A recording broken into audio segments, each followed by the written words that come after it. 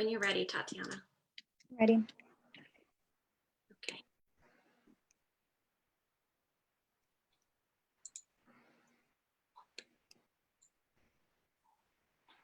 You can see my screen, right? No, not yet.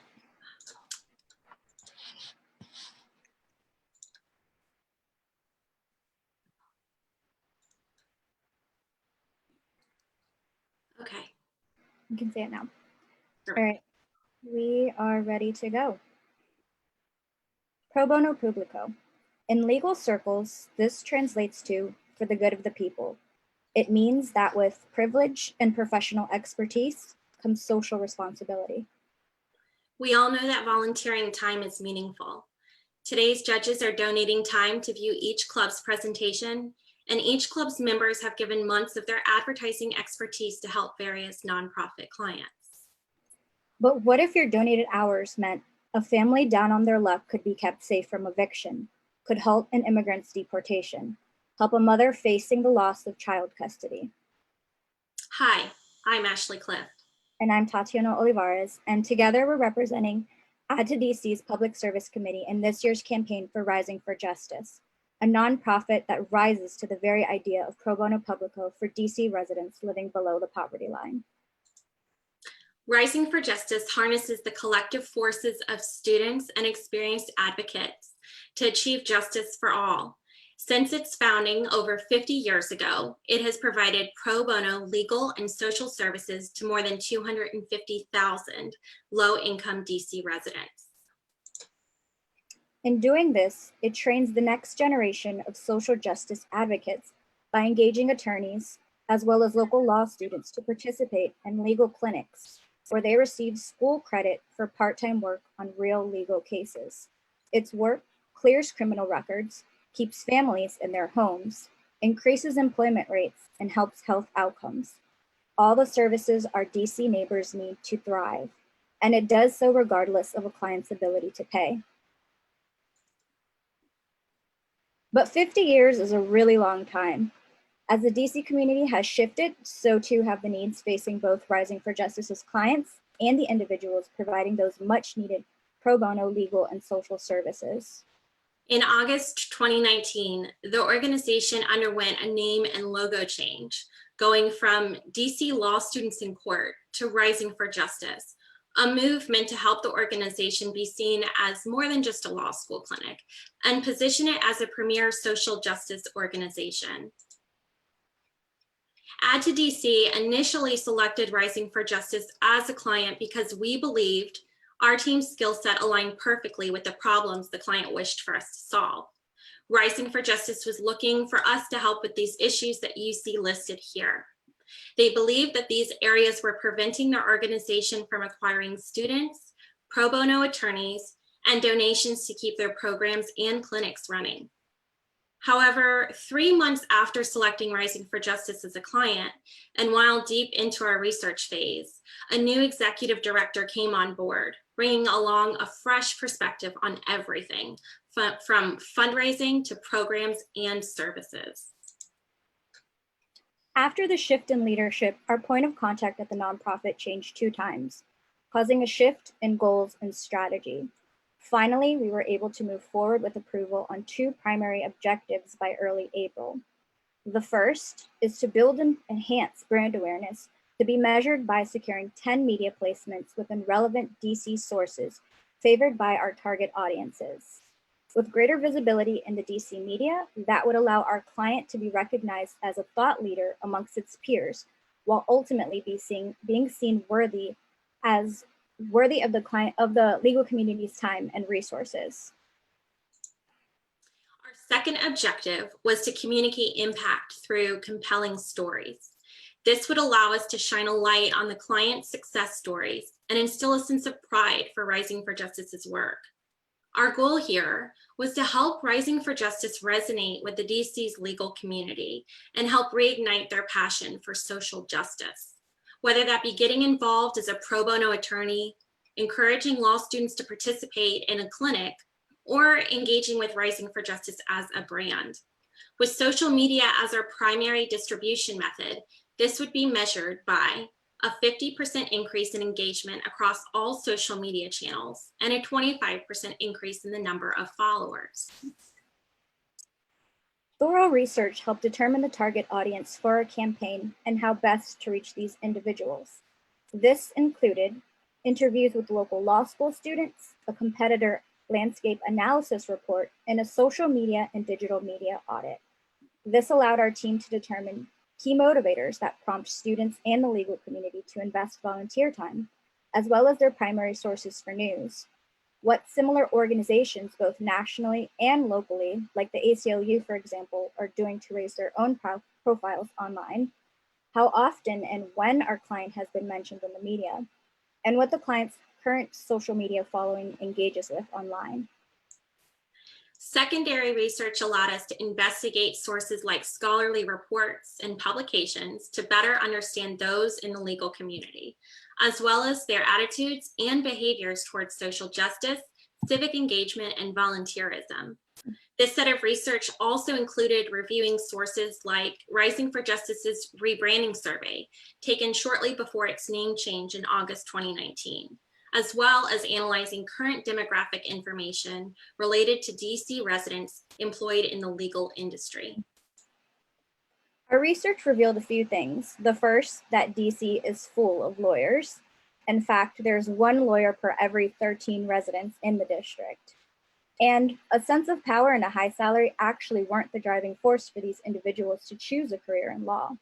For many of them, involvement in the legal industry has presented a chance to be helpful to society, to advocate for social change.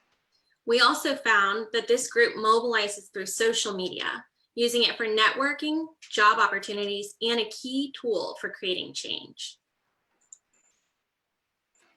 We ended up landing on 3 target audiences for the campaign.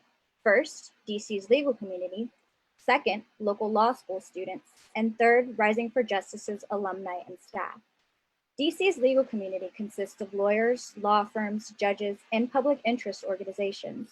They're college-educated individuals ages 25 and up who are looking to increase visibility for themselves as well as their employers.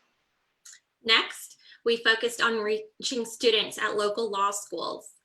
DC is unique in that it has 6 law schools, all of which participate in Rising for Justice's legal clinics. This group is composed of both males and females, millennials and Gen Z, who are career focused and looking for resume building opportunities. These 2 generations have something in common. They are passionate about politics, standing up for the underdog, and use social media not only to receive their news updates, but also as a powerful tool for promoting activism and change. Last, we have alumni and staff. This group includes those who have worked with Rising Justice in the past 50 years. Previously, communications to alumni and staff were treated as an afterthought. However, because this group consists of potential brand ambassadors, we felt that they were important to re-engage during our campaign. You may notice there's some overlap in the audiences here. We chose to focus on the broader DC legal community as our top audience with 60% of our marketing efforts, as we felt targeting this group would also mean potentially capturing the attention of our other 2 audiences, who are likely to be interacting with the same local groups and media sources. In order to fulfill our campaign strategy, we needed to demonstrate what is at stake for DC should Rising for Justice not exist. And from there, determine how we wanted our target audiences to take action. We sought to ground our messaging in terms that would resonate with our target audience and ignite passion for supporting Rising for Justice's cause. Ultimately, we landed on We Rise for DC. We chose this as our overall campaign concept and sentiment for a couple of reasons. One, it plays off both the courtroom phrase, all rise, symbolizing a community standing together, and our client's name, Rising for Justice. And 2, it ignites a physical action to rise or stand up for DC, instilling an emotional pride for seeking equity and justice, which is exactly what Rising for Justice strives to do each and every day. The heart of our creative approach illustrates the impact Rising for Justice has on DC's residents, while showing the organization to be action-oriented and unrelenting in its goal to achieve justice for all. But like many, our plans for creative and campaign execution were met with a couple of unforeseen circumstances. This included not receiving permission to get started on creative development until the first week of April, and the COVID-19 crisis, which caused our production company, People's TV, to cancel its donated video shoot, where we had planned to interview a selection of Rising for Justice's clients, attorneys, and staff. While the public health crisis did make many of our campaign efforts much more difficult to achieve, we also saw this as an opportunity to further communicate the organization's impact, as well as encourage our target audience to put their legal expertise to work. A lot of the clients that we see at Rising for Justice, they just don't have access to legal representation that they should have access to in order to secure the basic necessity that is a roof over their head.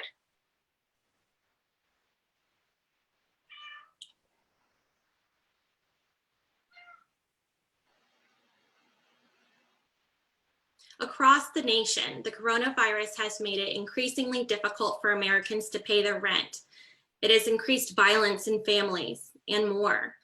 Even post-COVID, we can expect to see a large spike in the number of low-income DC residents seeking legal and social services. Thankfully, our team was able to put a crisis plan into place quickly. With the production company no longer working with us to take high-quality videos and photos, we relied heavily on Zoom video conferencing to record interviews, as well as our design team to help bring interviews to life using animation and bold font treatment. Our creative team also worked on a print ad for a donated media space from the Daily Washington Law Reporter, a local trade publication which covers the DC court system and has a small but dedicated subscriber base of attorneys, law firms, judges, and law schools. But now that you've seen the creative powering the We Rise for DC campaign, let's take a look at the results. Add to DC managed to deliver on 8 recorded interviews, 13 social graphics, 8 videos, 7 pieces of blog content, a print ad, and a 1-minute PSA radio spot, as well as 7 pieces of COVID-19 specific content. The campaign achieved placement with 7 media sources. So far, our commitments include a feature by 730 DC, a blog which highlights commentary on local happenings with an angle towards social justice and civic responsibility, and a PSA radio spot aired by WTOP News, a radio station broadcast in the broader DC region 24 hours a day, as well as the other placements you see listed here. With 430 hours of work, Add to DC created a campaign valued at over $55,000, all at no cost to Rising for Justice. Unfortunately, our AAF chapter had to pull out of its commitment to provide Add to DC with a budget of $500. This would have been allocated towards boosting 6 posts across Facebook, Twitter, Instagram, and LinkedIn. We project that our paid and organic social media posts would have garnered a 50% increase in engagement and over 200 new followers across all channels. At the time of this presentation, Add to DC has experienced a series of roadblocks in receiving final client approval on campaign content, so the campaign has yet to be pushed live. Nevertheless, Add to DC remains honored to have propelled Rising for Justice's message, especially in a time when our collective efforts hold much more weight for our neighbors in need. If there's one thing that has become even more clear by working with Rising for Justice over the last few months, it's that equity and justice are the rights of everyone, regardless of their income, race, age, or sex. So in the spirit of social justice and volunteerism, we leave you with the following question. What will you do to carry forth the idea of pro bono publico in your own communities? How will you ensure justice when your neighbors are prevented from living the life they deserve, when they can't even breathe? What will you rise for? Thank you. Thank you. Well done, everybody. And everybody, let's give them a round of applause. Excellent work.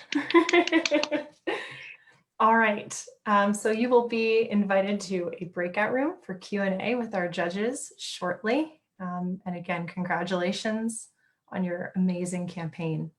Next up, we will have Add to Tampa Bay, and they're coming up in just about 5 minutes, or sorry, 15 minutes, I should say. So join us back here very shortly.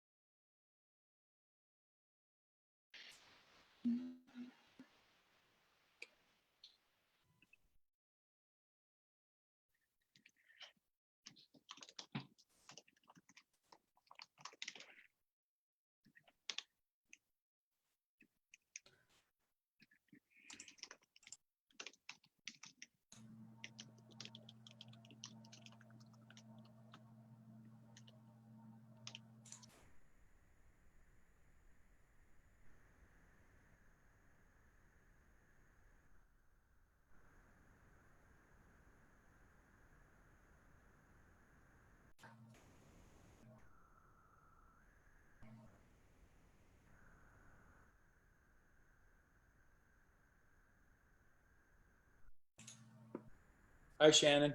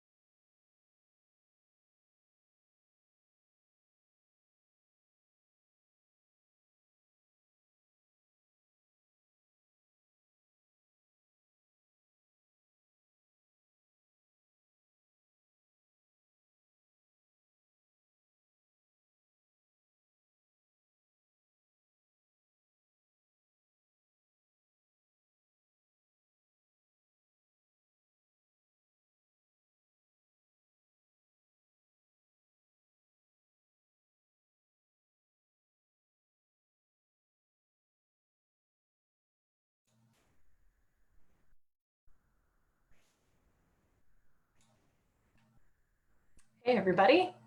We will be back shortly Our Tampa crew is getting prepped in their waiting room, but in the meantime, I just wanted to share you something cool that I saw on our Facebook feeds. Looks like we have reached more than 1,000 people with this Facebook Live broadcast. So thank you so much for sharing this to your own social media feeds and sharing the good word about Add2 and all of the good work that we do in public service. We'll be back shortly for Add2 Tampa Bay and their presentation.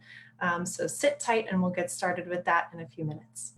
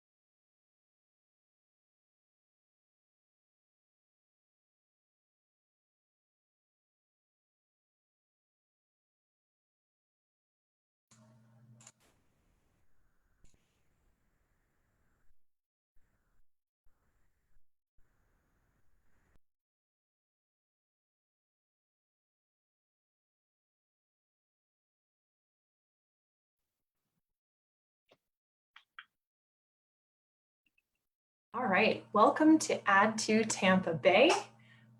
We are ready to get started. Can we get the thumbs up from you two? Ready to go? Yeah. Awesome. Okay, well, in that case, everybody, please welcome Add2 Tampa Bay's public service presentation. Take it away, guys.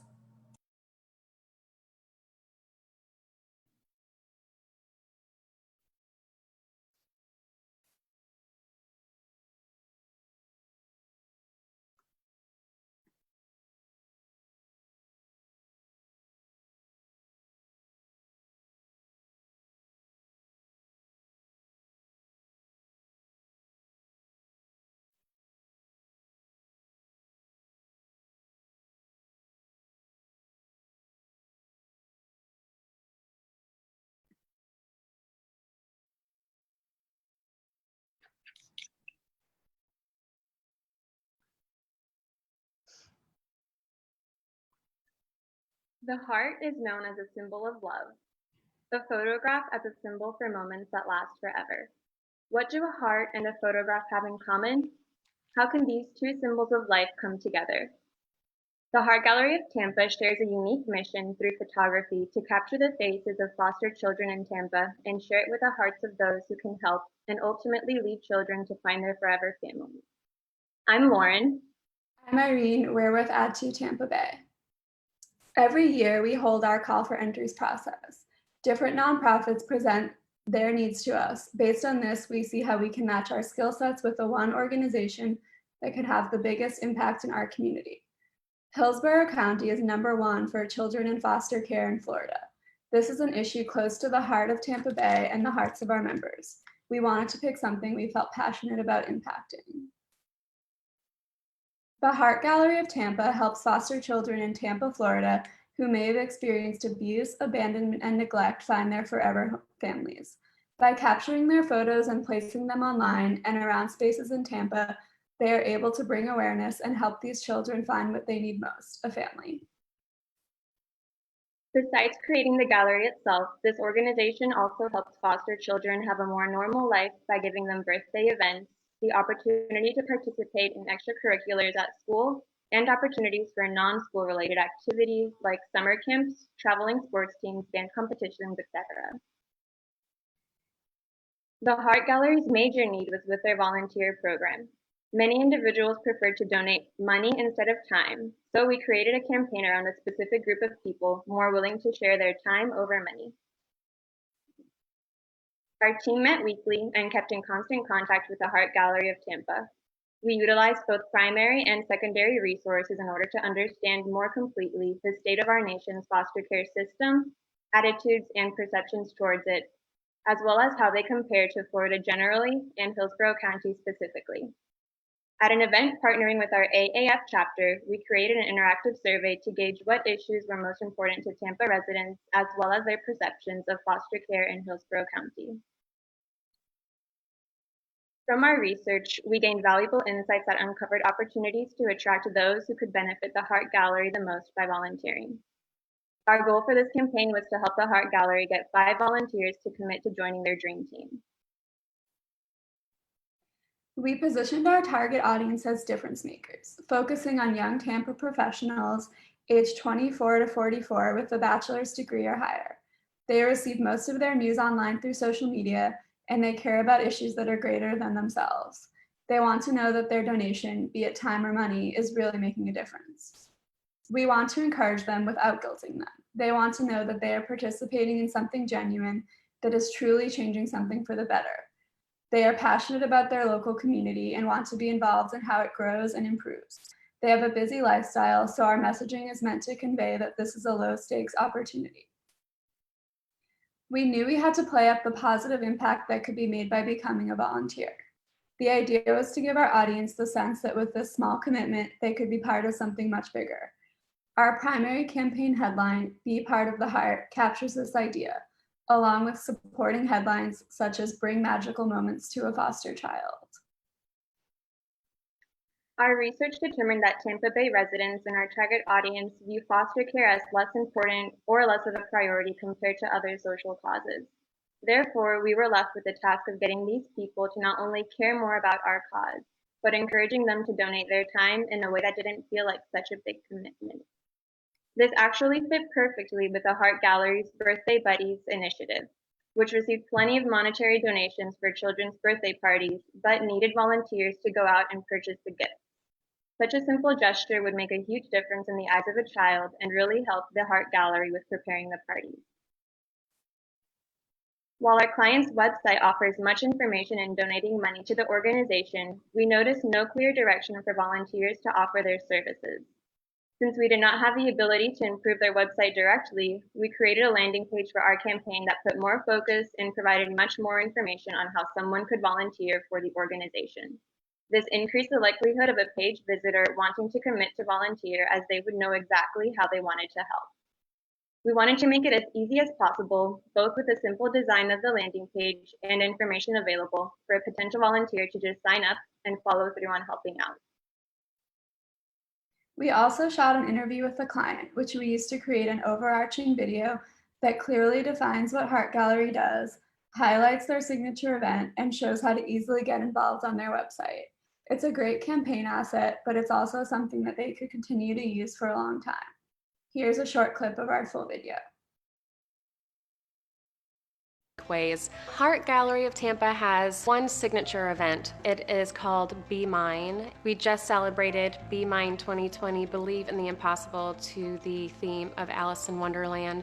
And our hope at that event is to not only raise significant funds that help us remember and celebrate and feature our kids in the community, but introduce our mission to so many more people. And the event is very theatrical. We have really great partnerships in the community that help us pull it off.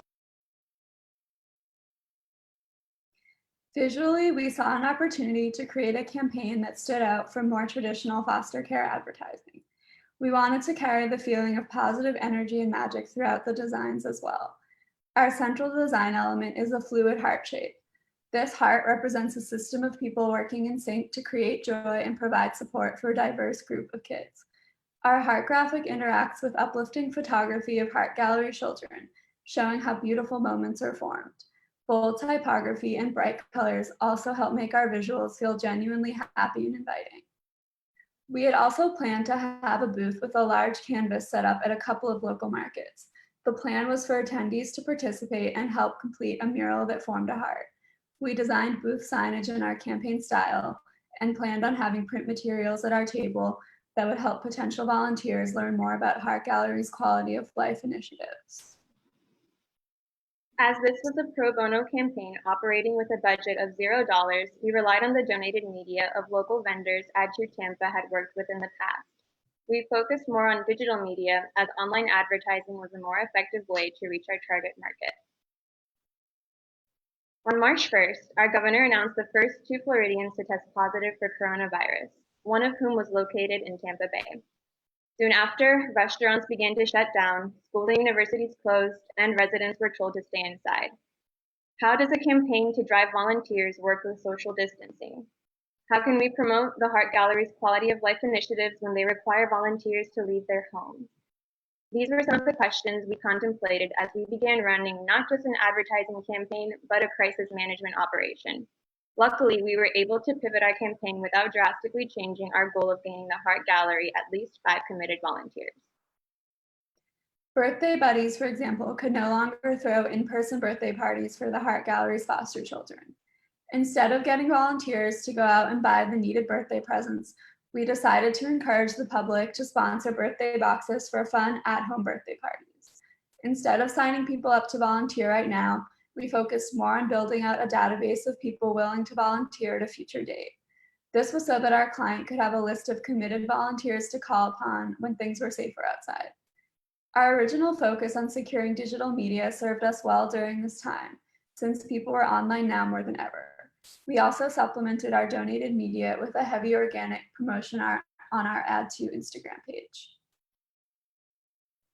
Due to the impact of the pandemic, we were unable to reach our goal of 5 committed volunteers for the Heart Gallery's quality of life initiatives. We did, however, assist them in a time of crisis to help spread their message to a new audience, got them thousands of dollars in donated digital media during a time period where people were online more than ever, and created an evergreen video that they can use again and again to drive volunteers. All of this provided our client with the tools they needed to build a new dream team of committed Heart Gallery volunteers.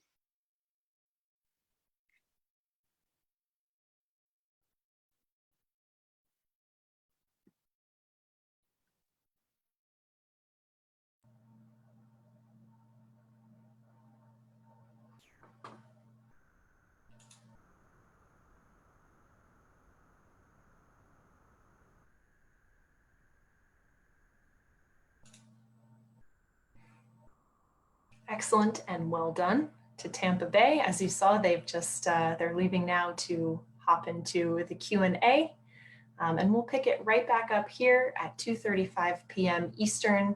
Next up is Add to Houston. So grab a drink, take a pee break, and we'll see you right back here in a couple of minutes.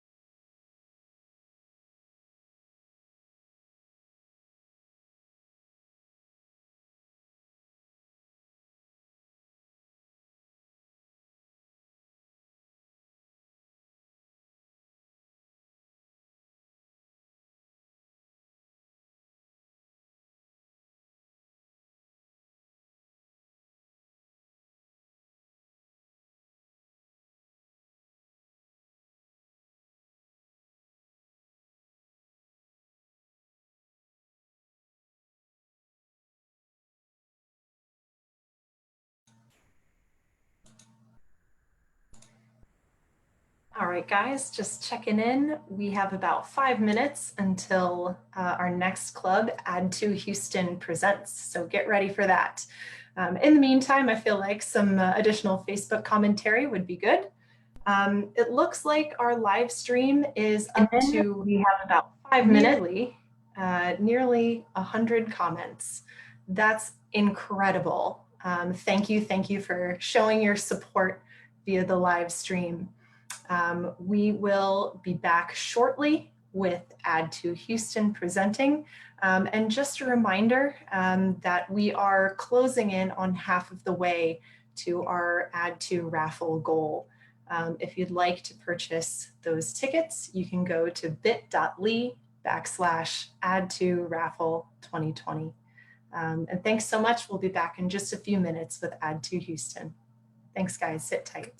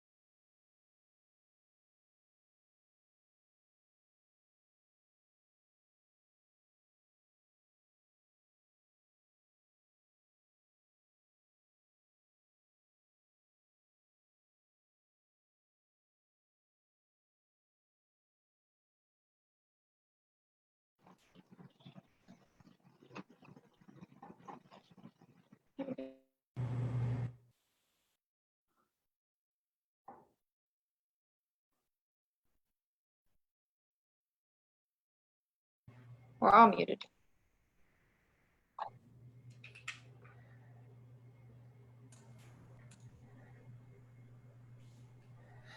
All right. How's everybody doing? Good. Awesome. Well, welcome to Add to Houston's presentation. Y'all, I will let you have the floor. Okay, so good afternoon. I'm Brittany, the Public Service Chair of Add to Houston. And I'm Guido, Add to Houston's Vice President. We're here to present our public service campaign for the year 2020. We're very excited to show you what we've done for our client, Pause for Heroes.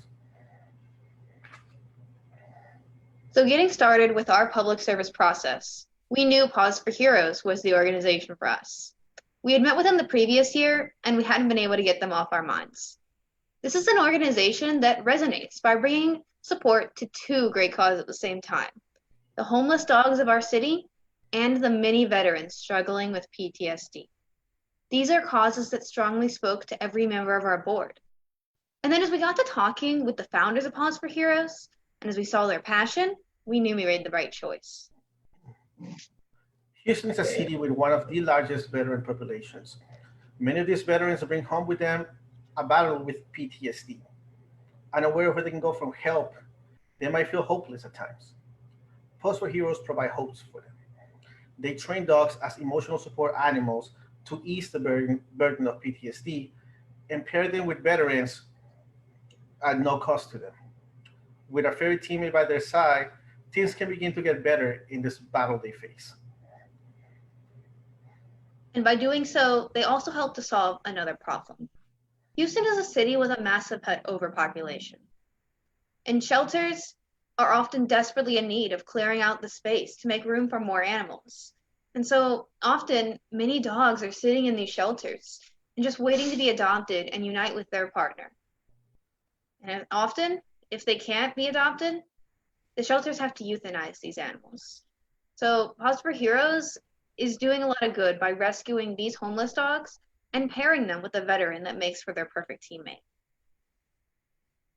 Thanks to this organization, these veterans can find the support they need to move forward towards a better future with a new furry teammate by their side. And homeless dogs also enjoy a new chance at a home and a family. So Pause for Heroes provides a service that's absolutely needed in our city. So we wanted to know what it is that they needed from us. Through conversation, we found that the main barrier that they faced was simply awareness. They wanted to help more veterans, but a veteran cannot complete the application process if they don't even know that Pause for Heroes exists. To reach this objective, we determined to build an awareness campaign focusing on key segments of the veteran population. We set out to build a campaign to bring hope to more veterans in our city and bring them into this wonderful organization. So we had two main goals to achieve. The first was to get 300 veterans to submit inquiries within the year, which would then double the 150 that had applied the previous year.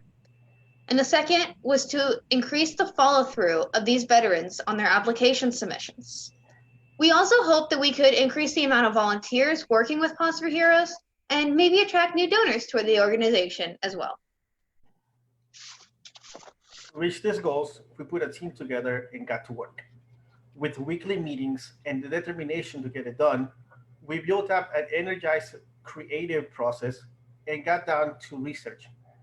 Together, we came up with 3 options for the campaign for our client. The first one, Even Heroes Need a Hero, which emphasizes the heroic aspect of the veterans' military service and the dog who now serves them. The second one, When Not Being Part of a Pack is Not an Option. This focuses on the bond between dogs and veterans, which parallels a veterans team in the armed forces and a dog's pack. And the third one, Discover Their Stories. This focuses on the unique individual stories of veterans and their struggles with PTSD. This would also remind the audience of any veterans in their own lives who might be dealing with PTSD. So working with the client, we found our winner in a combination of the hero concept and the pack concept. With an emphasis on the dog and a veteran as a team, we were able to find our creative direction. And with every single one of the executions that we put out, we focus on the same message. Sometimes, even a hero needs a hero. And this message, it encapsulates what Pause for Heroes does. And it also helps to fight back against the stigma of PTSD. Because yes, even veterans might need help, might need support, might even need their own hero. Because that's what these dogs are. They are the heroes that a veteran doesn't need to feel ashamed to admit they might need. So we decided to focus on radio and out-of-home media to deliver this message. We knew this would be a good match with our expertise and our media contacts in our network. We also have photographers in our team who offer to create new imagery for a client to use on their website, social media, and any printed collateral. So we wrote a 30-second radio spot. Radio Lounge Studio helped us to record the spot with voice talent that we had found in our networks. And one of our club members was there to offer production assistance. And then the final product was even greater than we had imagined. The feel and the tone of the spot encompass the sense of service and the hope that the client brings to those they help.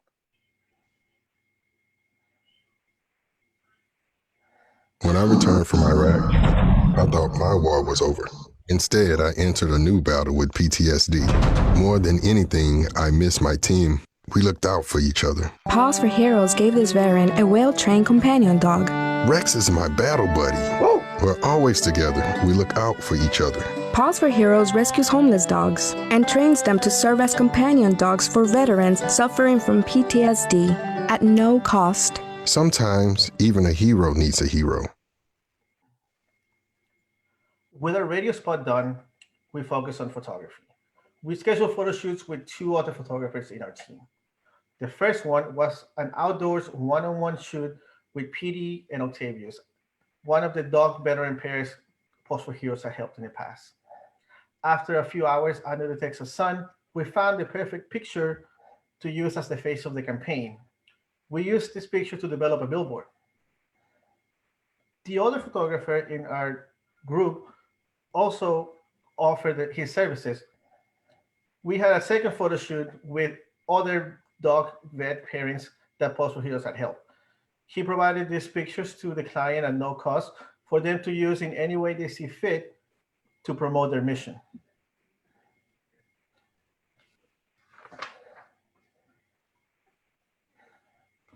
And then armed with our campaign assets, we began reaching out to media contacts. And many of them were more than eager to help. This until the pandemic hit. The city of Houston was put under stay-at-home orders. Our contacts began to be less responsive as they dealt with the fallout of the pandemic and its effect on their businesses. So for some time, we heard nothing back. But during this time, we remained in contact with the client, and we shared anything that we thought could be good content for their social media. But for a moment, it didn't look like our campaign might get off the ground. And while we were upset that our hard work could go to waste, what hurt the most was not being able to help Paws for Heroes reach the veterans who really needed their help. And then, a ray of hope. Our friends at Ad Impressions were so touched with the Paws for Heroes mission that they offered to help us get in contact with radio stations around the city. Many of these stations were also moved by the client's mission, and due to the pandemic, they had been left with extra unused airtime. They were looking for content to play that would benefit the community.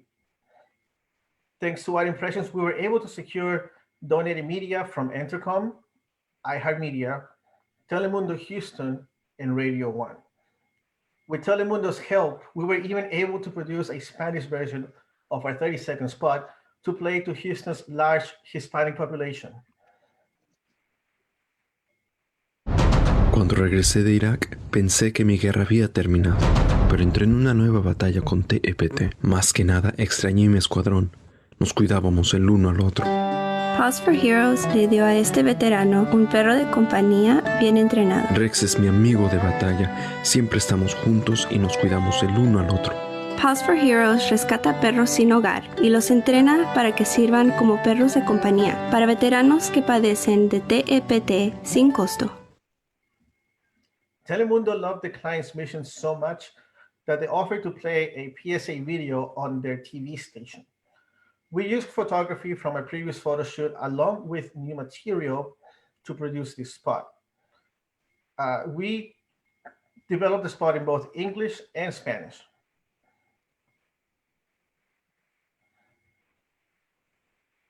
When I returned from Iraq, I thought my war was over. Instead, I entered a new battle with PTSD. More than anything, I missed my team. We looked out for each other. Paws for Heroes gave this veteran a well-trained companion dog. Rex is my battle buddy. We're always together. We look out for each other. Paws for Heroes rescues homeless dogs and trains them to serve as companion dogs for veterans suffering from PTSD at no cost. Sometimes, even a hero needs a hero. Soon after, we heard from other TV stations who wanted to play the PSA. We were able to play this commercial on Telemundo Houston, ABC, and KPRC. And then around this time, we also heard back from our friends at Clear Channel Outdoor. And they were ready to move forward with the placement of our billboard. So they connected us with their public service department, who got the wheels moving. Now, because of the pandemic, this billboard is unable to go up until the summer. And while this timing might not be ideal for this competition, we are just happy that we can continue to help Paws for Heroes. Thanks to our team and our media contacts, we were able to secure $22,000 in radio placement, over $20,000 on TV placement, and $12,000 on out-of-home placement. This, combined with the services provided to the client, adds up to a total of over $69,000 of campaign value delivered to the client at zero cost. And so with our small but extremely dedicated team, we managed to deliver an impactful campaign for our clients so they can continue to make a difference in our community, because their impact reaches the heroic veterans of Houston, as well as the dogs who become their personal heroes. And with the help of our awareness campaign, perhaps this can go even further. We can bring new veterans to the organization and also erase some of the stigma around PTSD, because that is the ultimate goal in helping this nonprofit. And what we also hope to say we've achieved. After all, sometimes even a hero needs a hero. Thank you. Thank you.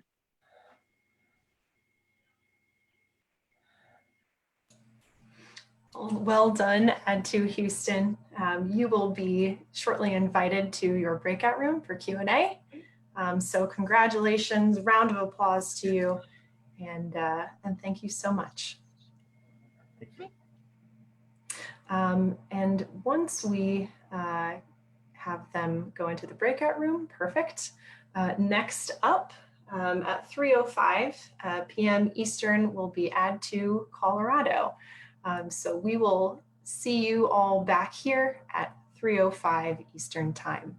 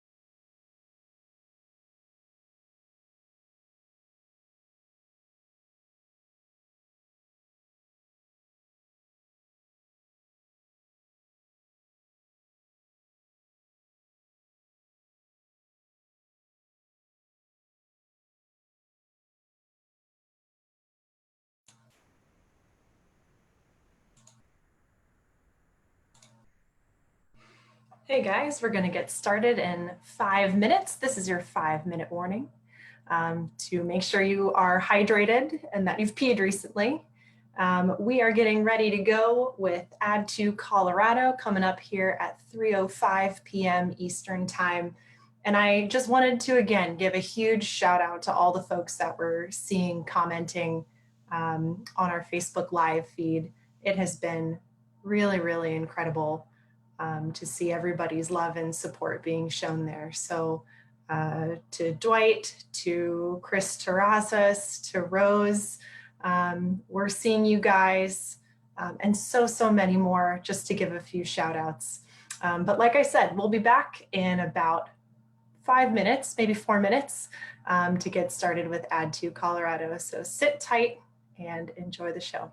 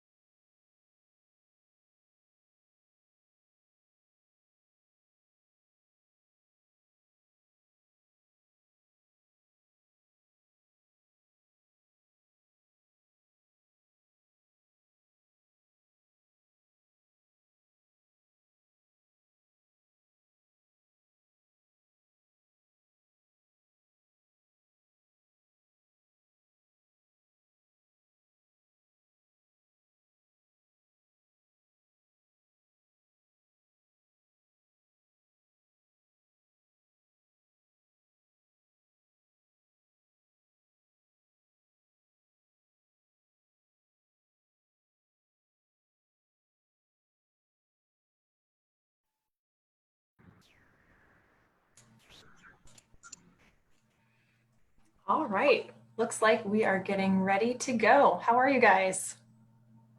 We're good. Nice to see you. Awesome, likewise. Andrea, you set there?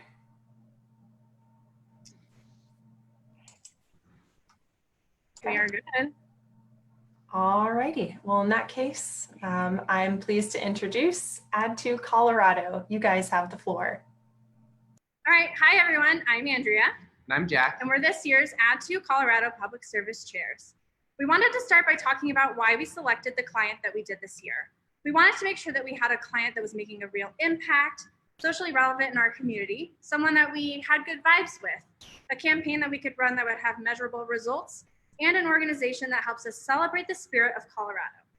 So we'd like to introduce you to Mile High Workshop. The workshop creates employment opportunities and job training to make sure that every single person can be empowered through their work. They employ people who are facing barriers to re-enter the workforce, people recovering from addiction, homelessness, incarceration, people that are working to turn their lives around and need a little extra help to get back on their feet. And this is really impactful because when you look at the employment rates for these populations, it's really sad. And as we moved into the spring, unemployment skyrocketed. Now employment is more precious than ever. So we were super excited to partner with Mile High Workshop this year. So in addition to the counseling and the life skills support that they offer their employees, they also teach them a variety of technical skills. So through the production work that Mile High does for their clients, their participants are able to learn kitting, assembly, manufacturing, order fulfillment, or sewing. These are all technical skills that look great on a resume, and these participants will carry these skills with them to their next jobs. An area of focus for us was the sew shop.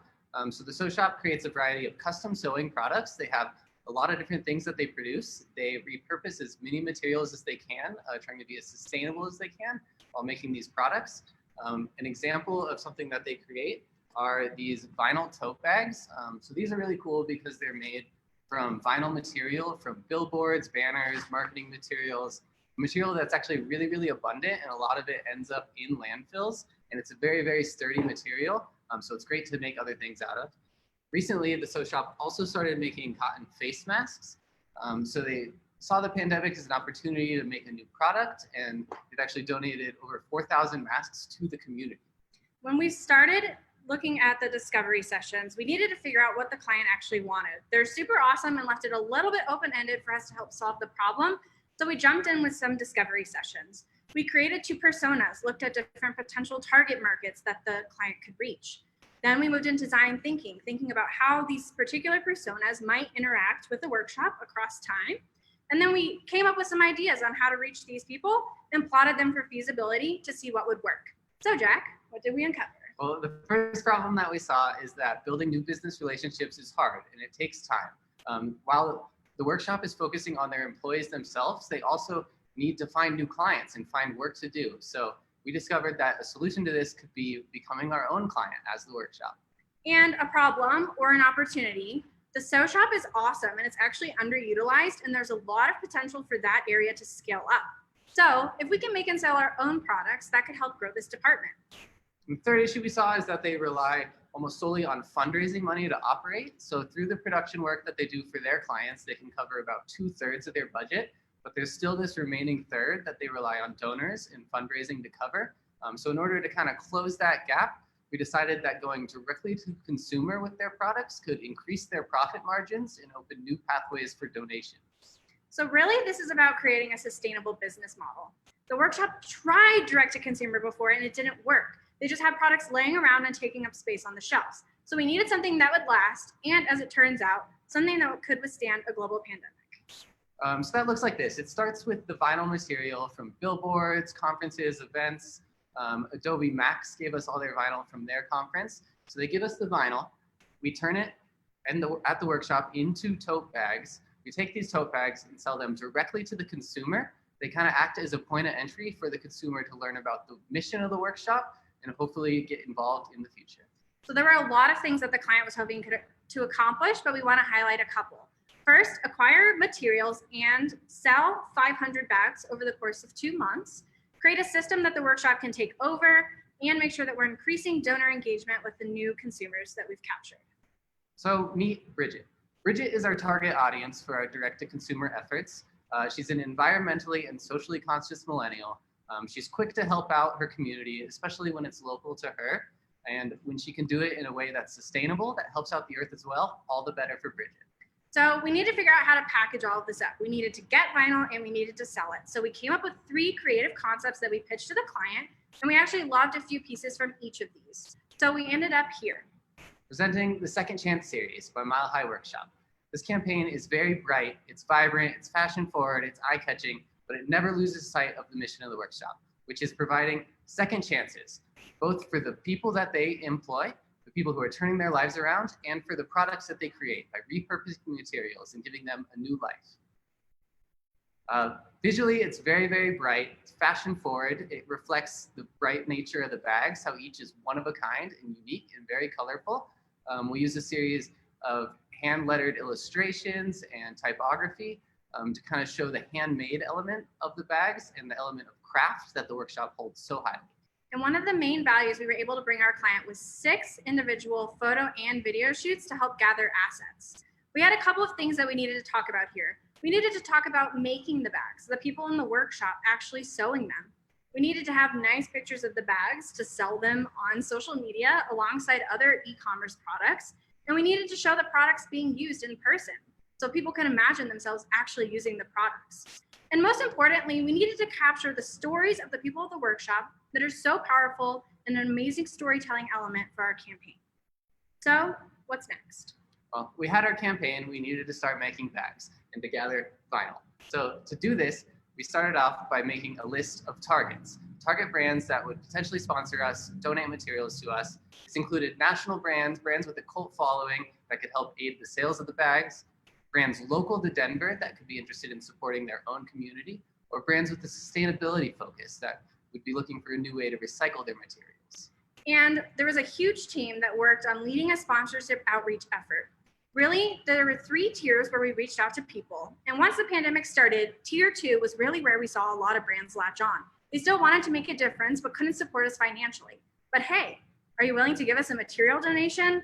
A lot were. We sent what felt like a million outreach emails, sent out this PDF one-sheeter, and sent out LinkedIn messages to key people at different companies. And we ended up here. So there are 6 confirmed sponsors of the Second Chance series at this point. All of these brands have donated materials to us to turn into bags, have allowed us to use their name to sell the bags. And we also have developed one very, very special partnership with Outfront Media. This is kind of our holy grail sponsorship because Outfront owns 500,000 billboards all the way across the United States. This is more vinyl than we could ever know what to do with. They also have existing relationships with a lot of the brands on our target list, so they kind of acted to get our foot in the door and begin these conversations with potential sponsor brands. So we have the vinyl, which was super exciting. Now we needed to figure out how we were going to tell the world. So thinking back to our target audience, where they might live, what their interests are, we needed something that we could actually get specific and target to reach the right people. With a modest budget of $750, paid social was the way to go for us. Instagram and Facebook with retargeting efforts on those channels as well as through emails. And a bonus of an out-of-home board donated by our friends at Outfront.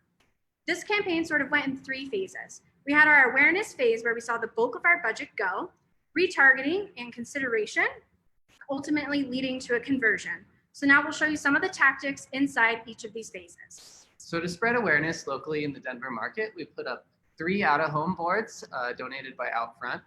These boards allude to the fact that billboards are becoming bags, and actually bags made from these specific billboards are available for pre-sale on secondchanceseries.com. There's 3 of them right in the heart of downtown Denver, very, very visible locations. Actually, Andrea and I each passed one on our way into the office. And the cool thing about paid social is we were able to run a huge amount of creative so that it can test against itself. Here, we had a couple of different messages to try to reach people. First of which was to highlight the bags themselves and their selling points. The fact that they're durable, they're recycled, every single one is one of a kind, they're waterproof. There's a lot of awesome things about these bags, so we wanted to highlight that. Some of our other ads highlighted the people who make the bags, the people that are turning their lives around by sewing these bags at the workshop and sharing their stories. Some of our other ads highlighted our sponsors in the Second Chance series. For example, this carousel highlights Adobe. So all of this led to our campaign website or individual landing pages, depending on the ad that it came from. There were mask landing pages, bag landing pages, product-specific landing pages, and a shop where people could ultimately convert. Once they landed on the website, about 10 seconds in, we hit them with a pop-up to sign up for a free shipping code. This will put them into our email drip campaign where we can tell a better story. Through the email medium, we're able to tell stories about the people of the workshop, the products that we're making, and how they're created. We can feature cool testimonial videos, stories about how the bags are made, which were also posted on our organic channels. The other cool thing that we did was a lot of our sponsors are helping to share the word on their channels to their followers about the vinyl from their brand that's being used for this campaign. So all these efforts are ultimately to drive the consumer to the point of conversion, which happens right here on secondchanceseries.com. In our shop, we have all of our different vinyl bags from all of our sponsors, as well as the option to select a mystery bag. You don't know what you're gonna get. You can also purchase face masks or make a direct donation to the workshop. All donations come with a repurposed vinyl keychain, thanking you for your efforts. If you choose to add a bag to your cart and not follow through with the purchase, you get this nice little reminder email letting you know that you left a second chance sitting there in your cart. And for visitors of the website who do not purchase a bag, over the next 30 days, they're hit with a series of free targeting ads on social, reminding them of the mission of the workshop and how awesome these bags are. Our website also features a very high-tech shipping integration. This works seamlessly with the current order fulfillment systems that the workshop already uses. You're able to track your bag all the way to your front door. When the bag gets to your front door, it comes with a nice little thank you card, thanking you for providing a second chance, both for these people and these materials. It also offers new venues for you to get involved in the future. So we want to talk a little bit about results. We were set to launch our campaign on April 1st, and then, as you know, the workshop closed down. They slowly started reopening and beginning to sell masks. The cool thing about these masks was they were donating them to nonprofits and beginning to sell them to help offset costs and some financial hurt that happened during the pandemic. We sat down and thought about it and realized that with our e-commerce platform that we were building, we should still launch this campaign as soon as we could and add the masks to our shop to help spread the word and financially support the workshop at this time. So we set a new goal for a campaign launch on June 1st. The billboards went up as scheduled, which was very exciting. But what we saw was that it wasn't the right time to have our paid social messaging in the news feeds. There were other voices that needed to be heard. So we're currently on pause with our paid media, but hoping to launch soon. So here's a couple more projections. So yeah, with the goal in mind to sell 500 bags, we are on track in a couple aspects, one of which is the billboards. So they've been up for about a week now and have garnered just over 400,000 impressions here in the Denver market. And with paid social, we can look at eMarketer benchmarks to guess what we are hoping with the budget that we have. So with our $750 budget, we're hoping for just over 100,000 impressions, click-throughs of 1,600, and projected add to carts of 165. All of our ads are optimized for desktop, so we're hoping for slightly then higher conversion rates, and we're hoping that the philanthropic side of our brand will help also get some extra conversions. But we know that that is in itself not going to get conversions, and increasing our budget is the best thing to do. So we're looking and talking with the client about increasing our budget, reinvesting early money from sales to help us reach those projected numbers, which would take us up to 500 carts. So through July, if we do meet our goal here, which is 500 bag sales, $1,000 in donations, and 500 mask sales, we've raised a total of $15,000 in profit for the workshop. And we want to remind you that this is all about a sustainable business model and making something that the workshop can take over once we step out of it. So if they hit all of their sales projections before the end of the year, we're thinking that it looks like $60,000 in profit for the workshop, which can help replace some clients that they might not be able to get during a pandemic. Overall, the total value of our campaign sits at just under $200,000, including the website, all the hours we spent on creative, the media donations, the photo and video shoots, and all of that. So we're very excited to offer such a valuable campaign to our client at absolutely no cost to them. And this is bigger than us because what we're doing is we're creating jobs, recycling waste, and making cool products. We know that once this is launched, that together we'll make a more prosperous world where barriers to employment are eliminated. Where all people are empowered by meaningful work. Where everyone gets a second chance. And with our help, they won't need a third. Thank you.